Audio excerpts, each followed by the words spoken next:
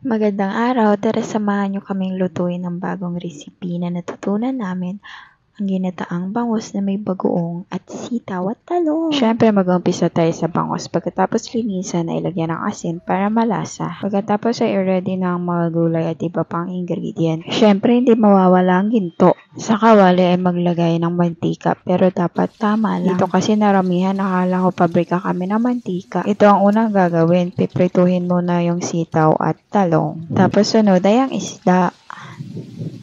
Pagkatapos ng ilang minuto, ay pwede na natin baliktarin kung pwede na. Tapos kung luto na, ay hanguin na. Dito sa prinituhan din kami nagisa ng bawang. Sunod naming nilagay ay luya. Pagkatapos ay sibuyas. At syempre, ang ating ginto na kamatis. Halu-haluin lang ng maayos para lumabas yung aroma. Tapos nilagay na namin tong bagoong. Syempre, ilagay na rin natin yung bangus na prinito natin kanina. At lagyan na ng kulang tulad ng pagmamahal. Charis. Nilagyan namin ng paminta at patis. Tapos yung paborito yung pampalasa. Sunod na ito, nilagay na nga namin yung gata. Ang ginamit namin yung natural dahil walang tatalo sa original. Pwede din naman Coco Mama. Maya-maya pa, nilagay na namin yung mga gulay. Yung sitaw at talong. At ito na siya guys pag naluluto na. Pakuluan muna saglit. Tapos pag okay na, tara kumain na tayo. Tingin pa lang masarap na.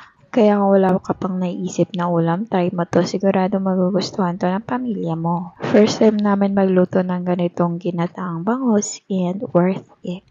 Kaya try nyo na to guys. Siguradong mabubusog kayo sa sarap. Bye!